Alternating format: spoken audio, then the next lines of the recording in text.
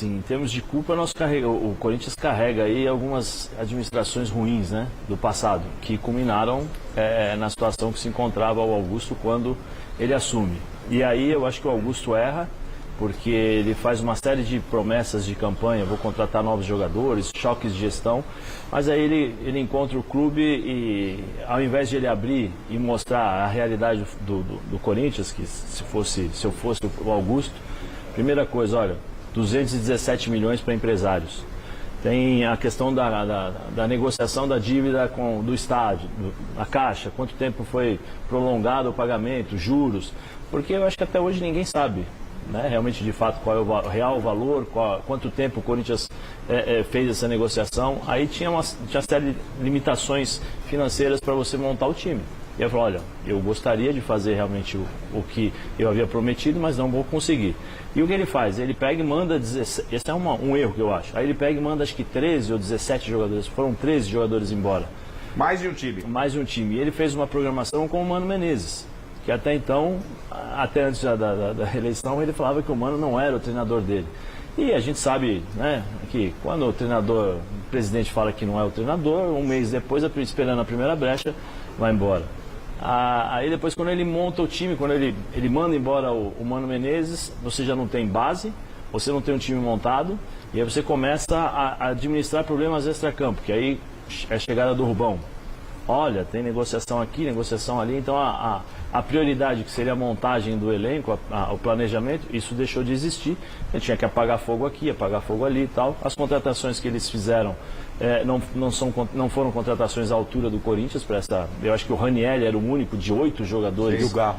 E o Garro, mas o Garro demorou um pouquinho e o Garro, assim, o Garro depende muito da formação que ele se encontra, né? Porque antes o Corinthians era Ranieri, era Garro e o Wesley.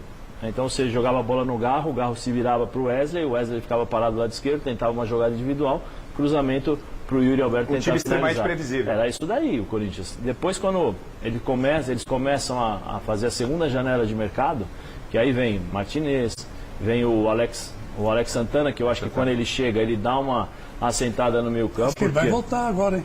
Porque o Bidon é ótimo jogador, mas não é um jogador de chegada. Ele é um jogador técnico para distribuir o jogo. Então ele sentiu muito essa questão, porque ele tinha que fazer uma função que ele não estava acostumado.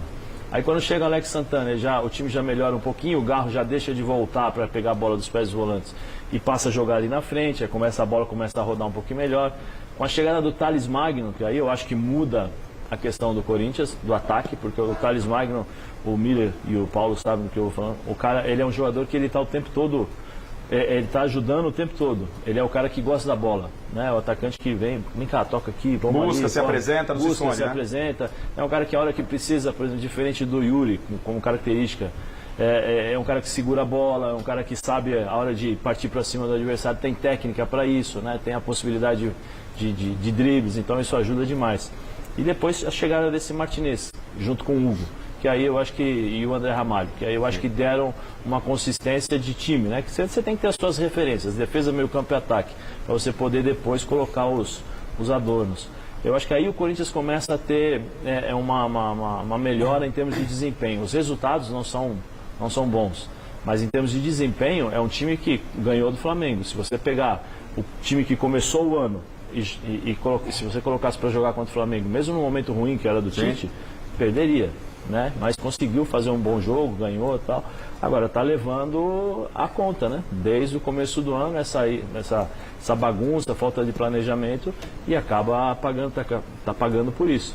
E o que pior, né? Que eu acho que o Corinthians depende de outros resultados também, né? O Corinthians tem 3 confrontos diretos, que é Bahia, Cuiabá e Vitória. E Criciúma, desculpa. E o Atlético Paranaense, que é o próximo jogo. É o próximo jogo. Mas assim, o Corinthians depende de outros resultados. Se ele fizer os resultados dos jogos que tem, e a gente vai fazer a projeção aqui, o Corinthians chega àquele número mágico que a gente falou de 45 pontos. É possível sem depender por esses confrontos que você está falando. E acho que o que o Zé está retratando aqui pra gente, como opinião, é muito do que a gente tem dito aqui no Mesa Redonda. Então, para a gente se aprofundar na questão, e a grande questão que você em casa, corintiano, e até você que não é corintiano quer saber, é se esse Corinthians escapa ou não do rebaixamento. Quem não é corintiano, obviamente, quer o Corinthians na segunda divisão. E quem é corintiano está desesperado, assim como o Chico Lang, né? Que fica toda semana, Garrafa, não tem jogo. E Grêmio fora, todos entendem que o Corinthians que não chegue na última rodada para decidir lá em Porto Alegre, que é uma fria. E detalhe, né, Garrafa?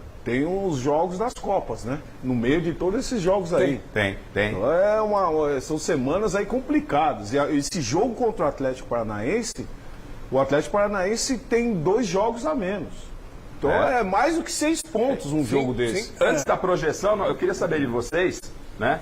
O Miller pode falar, vocês também na sequência já podem ficar à vontade. Eu entendo que o Corinthians brigou demais para que o jogo mantivesse o calendário, que pegasse o Flamengo na quarta-feira, Copa do Brasil, o Corinthians perdeu no Maracanã por 1-0, e no final de semana fosse mantido o jogo contra o Atlético. Para mim, particularmente, Miller, não sei o que você pensa, para mim, depois do último jogo, que o Corinthians acabou empatando com o Internacional, com possibilidade e desempenho para vencer, mas não venceu, muito melhor enfrentar o Atlético na quarta-feira, teoricamente, que é o jogo mais importante da semana para o Corinthians. Está aí quase 10 dias só treinando, na quinta-feira. Tem quase 10 dias para treinar. Teoricamente, você faz uma vitória contra o Atlético e vai para um jogo contra o Flamengo, decisão da Copa do Brasil, um pouco, entre aspas, mais leve. Porque se você pega o Flamengo na quarta-feira, na minha visão, não sei se você em casa concorda comigo, perde do Flamengo, que é extremamente possível. Vindo de empate com o Inter, né? Eliminado da Copa do Brasil, vai decidir no outro final de semana contra o Atlético, Miller? Você entende que ficou de bom tamanho já pegar logo o Atlético, tentar fazer esse resultado obrigatório e aí fica um pouquinho mais fresco para o final de semana? Até porque a trajetória do Corinthians do primeiro ao segundo turno sempre está ali na zona de rebaixamento, né? Então o Corinthians está brigando aí, né, com os seus adversários para poder vencer 1, 2 vitórias já. O Grêmio venceu 2, 3 seguidas, por isso que ele está lá em cima. Então acho que o campeonato é tão difícil que uma vitória para o Corinthians é de suma importância. Vence o Atlético Paranaense, dá uma refrescada no Campeonato Brasileiro, sai da zona de rebaixamento, quer dizer, então, mas como o Zé disse, depende de uma combinação de resultado. Não é só dele hoje. Isso. Né? Os seus adversários vencerem, fica complicado. O Corinthians acho que ele vai se aliviar nos confrontos contra a Vitória, contra o Criciúma e Cuiabá. Se ele vencer esses jogos, aí sim, aí ele se salva. O Atlético Paranaense. Exatamente, o Atlético Paranaense. Então acho que essa vitória de quinta-feira é o único resultado que interessa para o Corinthians. Você concorda, Alex? Ficou um pouco... concorda com a minha tese? Melhor pegar logo o Atlético. Já tira da frente o Atlético e aí vai jogar com o Flamengo. Porque como a gente está falando... o campeonato de prioridade do Corinthians... Isso que eu ia falar. Exatamente o brasileiro. É o brasileiro. A prioridade é o brasileiro. Se fosse a Copa do Brasil, eu discordaria. Mas como a prioridade do Corinthians é o Brasileirão, melhor assim. O Corinthians queria pegar o Flamengo no meio de semana, pensando na Copa do Brasil, porque o Flamengo estaria desfalcado pelos jogadores que foram para a data FIFA, para suas seleções. Mas o Corinthians não tem que se preocupar com isso. Tem que se preocupar com o brasileiro e com o Atlético Paranaense. Tem que fazer do Furacão uma brisinha na Neoquímica Arena. Tá certo. Bom, então a gente vai para a projeção do Corinthians e você vai participar com a gente. Vamos fazer o Atlético Paranaense.